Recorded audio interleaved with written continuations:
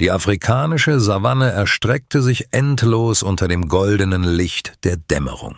Der Wind flüsterte durch das hohe Gras und trug den Duft trockener Erde und das Versprechen mit sich, dass etwas Außergewöhnliches geschehen würde. In diesem gewaltigen Ozean aus goldenem Gras hob sich ein einzelner Akazienbaum gegen den orangefarbenen Himmel ab. Ein ruheloser Zeuge eines Augenblicks, der alles verändern sollte. Sie stand neben dem Safari-Jeep, und ihr Herz klopfte so fest, dass es in der leeren Unendlichkeit widerzuhallen schien. Ihre braunen Augen scannten den Horizont mit einer fast schmerzhaften Beharrlichkeit, während sie eine Hand hob, um ihr Gesicht vor der sinkenden Sonne abzuschirmen. Der Wind zauste ihr kastanienbraunes Haar, doch sie bewegte sich nicht. Sie konnte sich nicht bewegen, denn irgendwo dort draußen in der Savanne war er ganz nah. Sie wusste es, sie fühlte es. Ihre Erinnerung zerfiel wieder in einzelne Momente. Detail für Detail, Klang für Klang. Sie erinnerte sich an jenen Tag, als der Regen gerade aufhörte und die Erde nach nassem Ton roch. Damals wurde ihr zum ersten Mal klar, dass das Gedächtnis wie eine Kette sein kann, die man nicht entwirren kann. In jenem Moment schien auf ihrer Haut eine Melodie zu erklingen, die nur sie hören konnte. Jene Treppe aus Erinnerungen, die zu einer einzigen Angst und einem einzigen Trost führt. Ihre Augen glänzten von zurückgehaltenen Tränen und spiegelten die goldene Landschaft wider, belastet von der Last einer Erinnerung, die sie nie verlassen hatte. Ihre Hände zitterten, als sie eine zerknitterte Fotografie hielt, deren Ränder von häufigem Berühren abgenutzt waren. Auf dem Bild hielt ihr jüngeres Ich ein winziges Löwenjunges, so klein, dass es in ihre Handflächen passte. Sie stieg zögernd, aber entschlossen aus dem Jeep. Ein Schritt gab ihr Halt, dann ein weiterer. Die rote Erde Afrikas unter ihren Stiefeln fühlte sich heilig an. Es gab kein Zurück mehr. Sie begann durch das Gras zu gehen, das bei jedem Schritt ihre Hüften kitzelte. Ihre Augen suchten ständig jeden schattigen Winkel, jede Bewegung ab. Die Sonne sank schnell und färbte alles in Bernstein und Gold. Dann sah sie. Breite, tiefe, frische Spuren. Die Spuren eines ausgewachsenen Löwen, die über die rote Erde zu den fernen Bäumen führten. Ihr Herz schlug noch schneller, ihre Pupillen weiteten sich, ihr Mund öffnete sich in lautlosem Schock. Und dann, aus dem goldenen Gras in nur 20 Metern Entfernung, erschien er. Gewaltig, mächtig, prachtvoll. Seine dichte Mähne wehte im Wind, seine bernsteinfarbenen Augen waren mit einer solchen Intensität auf sie gerichtet, dass es schien, als könne sie in ihnen verschmelzen. Er war geduckt, mit einem prüfenden Blick, als würde er sie mit derselben Präzision studieren, mit der Detektive die Spuren eines Verbrechens untersuchen. Ein Raubtier auf dem Höhepunkt seiner Kraft. Ein niedriges, tiefes Grollen durchschnitt die Luft. Aber sie lief nicht weg. Sie konnte nicht weglaufen. Vor 5 Jahren war alles anders gewesen.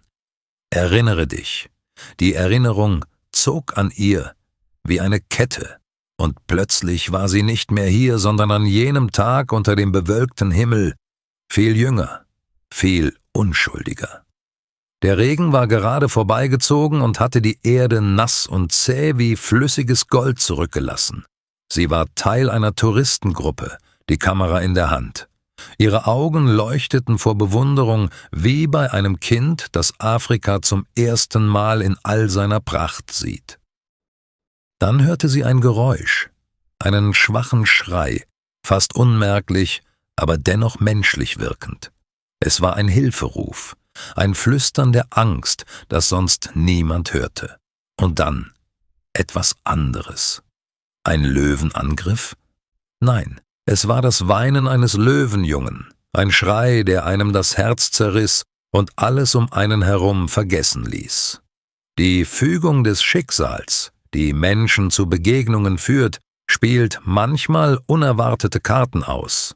Bevor der Guide aufgehalten werden konnte, ging sie auf die Quelle des Geräusches zu und ignorierte alle Warnungen. Und dort, zwischen den Wurzeln eines Baumes, in einer Senke zwischen alten Knoten, lag das Löwenjunge. Es war neugeboren, nicht älter als einen Tag, winzig, zitternd, noch gezeichnet von der Dunkelheit ungelebter Stunden. Seine bernsteinfarbenen Augen öffneten sich kaum, und es weinte mit einer traurigen Stimme, die nur um eines zu bitten schien, dass jemand die Hand ausstreckt und sagt: »Ich bin hier.« Seine Mutter war nirgends zu sehen. Sie dachte nicht nach. Sie handelte. Sie streckte die Hand aus und hob dieses schwache Wesen hoch, drückte es an ihre Brust. Es passte in ihre Handfläche. So leicht und geisterhaft war sein Gewicht. Sie säuberte es sanft mit ihrem Hemd und flüsterte leise Worte, auf Portugiesisch, während es sich an ihre Wärme schmiegte. Ihre Tränen liefen ihr übers Gesicht, während sie es wiegte, wärmte und beschützte. Die Stunden, die vergingen, wurden bedeutungslos. Wichtiger war es, es nicht zu verlieren, es nicht in fremden Händen sterben zu lassen. Sie nahm all ihre Kraft zusammen, um sich nicht von der völligen Hoffnungslosigkeit überwältigen zu lassen. Und dann erschien die Mutter. Eine hager wirkende, nasse Löwin tauchte 30 Meter entfernt aus dem Gras auf. Ihre Augen waren fest auf das Löwenjunge gerichtet. Unverständnis und Unruhe waren in jedem ihrer Atemzüge zu lesen. Doch überall herrschte Angst, nicht nur vor einer Bedrohung, sondern auch davor, dass dieses fremde Wesen ihr Kind hielt. Der Guide und die Touristengruppe hielten den Atem an. Angst und Vertrauen stritten in jedem von ihnen wie zwei Raubtiere in einem Käfig. Langsam, sehr langsam, kniete sie sich nieder und legte das Löwenjunge auf den Boden zwischen sich und der Löwin. Sie hob die Hände, ein Zeichen dafür, dass keine Gefahr von ihr ausging. Das Löwenjunge zögerte, als würde es die neue Welt erst einschätzen, und machte schließlich einen Schritt auf die Löwenmutter zu. Die Wiedervereinigung war schmerzhaft rührend. Die Mutter leckte das Junge am ganzen Körper ab, prüfte jeden Zentimeter und drückte es an ihre Pfoten. Und dann geschah etwas anderes, Außergewöhnliches und Warmes. Die Löwin sah das Mädchen direkt an, nicht in Wut oder Drohung, sondern mit etwas, das wie Verständnis, Respekt und eine lautlose Übereinkunft zwischen zwei Müttern, zwei Beschützern wirkte.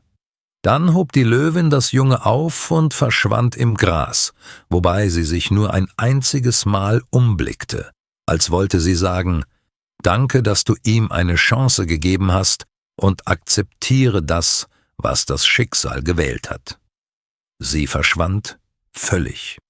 Dieser Moment dauerte nur wenige Augenblicke, aber sie würden für immer im Gedächtnis bleiben. Das Mädchen, das im Schlamm stand, weinte, weil sie wusste, dass sie an etwas Heiligem teilgehabt hatte, an etwas Größerem als nur an der Erfahrung einer Reise. Sie fühlte sich als Teil von etwas Gewaltigem, das einen wieder einmal daran erinnert, wie zerbrechlich die Welt ist und wie tief die Verbindung zwischen allen Lebensformen sein kann. 5 Jahre später kehrte sie an dieselben Orte zurück. Es war bis ins letzte Detail geplant. Sie betrachtete die Augenblicke nicht nur im Fluss der Zeit, sondern baute sie wie eine Architektur der Erinnerung auf. Sie hatte sich jahrelang auf diesen Moment vorbereitet. Sie sammelte die Details ihrer Reise. Die Fahrt nach Sao Paulo, die Überquerung der Ozeane, der lange Weg in die afrikanische Ebene, wo das Licht wie ein Kompass wirkt.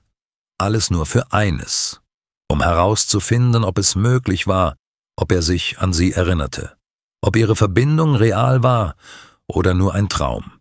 Und hier war er, kein Löwenjunges mehr, nicht schwach, sondern ein erwachsener Löwe, groß, mächtig und gefährlich, im Glanz seiner Kräfte.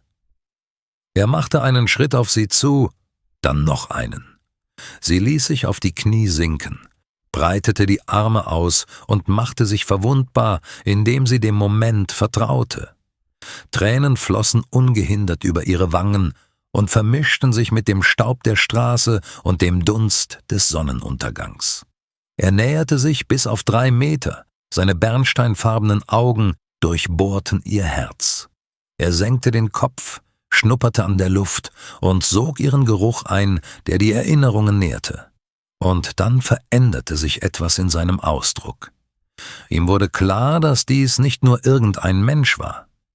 Die Ohren stellten sich auf, das Grollen verstummte, die Augen wurden weich. Er erkannte sie wieder. Nach 5 Jahren, durch Wachstum und Transformation, über Zeit und Distanz hinweg, erkannte er sie. Er kam näher an sie heran, als wollte er jene Verbindung wieder spüren, die einst zwischen ihnen bestanden hatte. Mit einer Bewegung, die nicht zu seiner gewaltigen Masse passte, berührte er mit seinem Kopf ihre Schulter, genau wie er es früher getan hatte, als er noch ein Junges war. Sie umschlang seinen Hals, vergrub ihre Finger in seiner dichten Mähne und ihr Gesicht in seinem Fell. Es war, als hätten sie Zeit und Raum vergessen und genossen einfach schweigend das Gefühl der Nähe. Sie schlossen gemeinsam die Augen. Er schnurrte, ein tiefes und vibrierendes Geräusch, das in ihrer Brust widerhallte.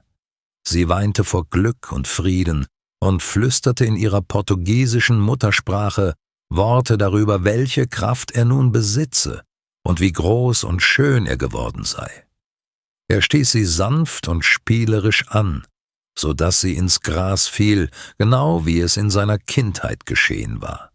Signale des Vertrauens und der Freundschaft, die über die Grenzen von Alter und Spezies hinweggehen.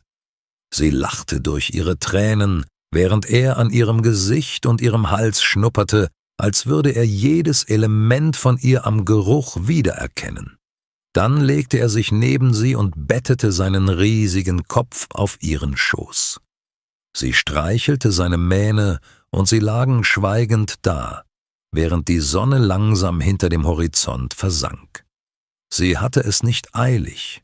Die Zeit verlangsamte ihren Lauf, um ihnen diesen seltenen Moment zu gönnen. Sie verglich ihre Hand mit seiner Pfote und lächelte darüber, wie unterschiedlich ihre Proportionen waren. Die Pfoten des Löwen, die einst so unproportional zu ihrer Hand gewirkt hatten, waren nun größer als ihr gesamtes Handgelenk. Sie lagen nebeneinander und beobachteten die Savanne, Seite an Seite. 2 wunderbar unterschiedliche Wesen, verbunden durch ein Mitgefühl, das die Grenzen der Arten überschritt. Doch plötzlich stellten sich seine Ohren auf und sein Körper spannte sich an. Ein fernes Brüllen hallte durch die Weite. Ein anderer Löwe, sein Rudel, sein Territorium, seine Welt. Sie verstand es sofort. Ihre Hände strichen noch einmal über sein Gesicht, ihre Augen trafen sich, und dann verschwand er in den Schatten der fernen Bäume, als hätte er einen letzten Abschiedsgruß erhalten. Er hielt am Rand der Schatten inne, blickte zurück. Ihre Blicke trafen sich über Raum und Zeit hinweg, und dann war er verschwunden. Sie blieb noch für einige Augenblicke dort. Augenblicke, denen die Vergänglichkeit nichts anhaben kann. Die Tränen auf ihrem Gesicht trockneten, aber ein Lächeln blieb zurück. Ein friedlicher Glanz in ihren Mundwinkeln. Ein Zeichen dafür, dass die Schuld beglichen, die Verbindung bestätigt und die Liebe nicht vergessen war. Langsam stand sie auf und kehrte zum Jeep zurück. Der Guide, ein Mann, der damals etwas Unmögliches gesehen hatte, half ihr hinein und sah sie mit Ehrfurcht an, als verstünde er selbst, dass er Zeuge eines Wunders geworden war, das es wert war, erzählt zu werden. Als der Jeep anfuhr und eine Staubwolke hinter sich herzog, blickte sie ein letztes Mal zurück. Die Savanne erstreckte sich golden, ewig und geheimnisvoll, und sie wusste, dass ihr Geheimnis hier in dieser Landschaft bleiben würde. Irgendwo in dieser Unendlichkeit lebte er sein wildes Leben weiter. Und vielleicht trug er tief in seinem Inneren die Erinnerung an sie, so wie sie die Erinnerung an ihn für immer bewahren würde. 2 Schicksale, die sich einst für einen Tag kreuzten und in einem leuchtenden Moment erblühten, um sich dann für 5 Jahre zu trennen und später für den perfekten Augenblick wiederzufinden. Es ist eine Erinnerung daran, dass Mitgefühl keine Grenzen kennt und Liebe nicht vergisst. Der Jeep verschwand am Horizont, die Savanne atmete ewig und unveränderlich. Ein stiller Zeuge des Wunders, das gerade geschehen war. Und wenn man einen Moment über den Sinn dieser Geschichte nachdenkt, erkennt man, wie Menschen und Tiere jede Form des Lebens einander in der großen Symphonie der Existenz an der Hand halten. Vielleicht sind es gerade solche Begegnungen, die uns daran erinnern. Die Welt ist so groß, dass selbst die unterschiedlichsten Wesen fähig sind, eine gemeinsame Sprache zu finden. Die Sprache des Vertrauens, der Wärme und der Beständigkeit. In diesem Moment erklang die Symphonie der Natur besonders deutlich. Liebe verbindet Herzen, die Erinnerung bewahrt die Wege, und selbst ohne Worte fanden 2 Wesen, Mensch und Löwe, im Herzen der Savanne zueinander und wurden zu einer Geschichte, die jenseits der Zeit fortbesteht.